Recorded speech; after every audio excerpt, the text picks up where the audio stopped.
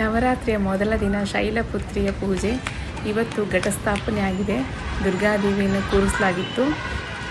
ಉತ್ತರ ಕರ್ನಾಟಕ ಭಾಗಗಳಲ್ಲಿ ನವರಾತ್ರಿ ಹೇಗೆ ಆಚರಣೆ ಮಾಡ್ತಾರೆ, ಹಾಗೆ ನಾರ್ತ್ ಇಂಡಿಯನ್ಸ್ ಯಾವ ಥರ ಆಚರಣೆ ಮಾಡ್ತಾರೆ ಅನ್ನೋದು ಇಲ್ಲಿನ ಒಂದು ವಿಶೇಷತೆ. ನೋಡಿ, ಇಲ್ಲಿ ಬಹಳಷ್ಟು ಜನ ಇಲ್ಲಿ ಧಾನ್ಯ ನೃತ್ಯಕ್ಕೋಸ್ಕರ ತಯಾರಿ ಮಾಡ್ಕೋತಾ ಇದ್ದಾರೆ. ನವರಾತ್ರಿ ಪ್ರತಿದಿನವೂ ಕೂಡ ಇಲ್ಲಿ ದಾಂಡ್ಯ ನೃತ್ಯ ಆಡಲಾಗುತ್ತೆ.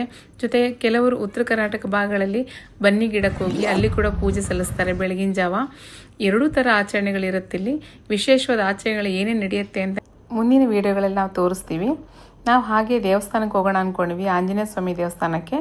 ಅಲ್ಲಿ ಒಂದು ಒಳ್ಳೆ ಗಾರ್ಡನ್ ಸಿಕ್ತು, ಒಂದು ಒಳ್ಳೆ ಫೋಟೋ ಸೆಷನ್ನು, ಒಂದೆರಡು ಕ್ಲಿಪ್ಪಿಂಗ್ಸ್ ತೊಗೊಂಡ್ವಿ. ಚೆನ್ನಾಗಿತ್ತು. ಎಲ್ಲ ಮುಗಿಸ್ಕೊಂಡು ನಾವು ದೇವಸ್ಥಾನಕ್ಕೆ ಹೋದ್ವಿ.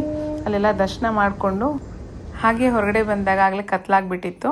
ನಾವೀಗ ಮನೆ ಕಡೆ ಹೊರಡೋಣ ಅಂತ ಹೊರಟ್ವಿ.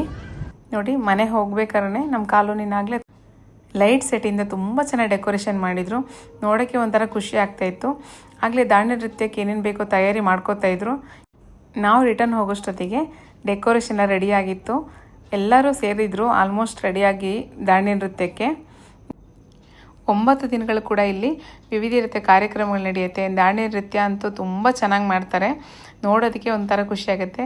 ಮುಂದಿನ ವಿಡಿಯೋಗಳಲ್ಲಿ ಆ ದಾಂಡ್ಯ ನೃತ್ಯ ಹೇಗೆ ಮಾಡ್ತಾರೆ, ಇಲ್ಲಿ ಯಾವ ಥರ ನಡೆಯುತ್ತೆ ಅಂತ ನಾನು ನಿಮಗೆ ತಿಳಿಸ್ಕೊಡ್ತೀವಿ. ತುಂಬ ಖುಷಿ ಆಯಿತು. ಎಲ್ಲ ದರ್ಶನ ಮಾಡಿಕೊಂಡು ಈಗ ನಾವು ಎಂಟ್ರೆನ್ಸಿಗೆ ಬಂದ್ವಿ.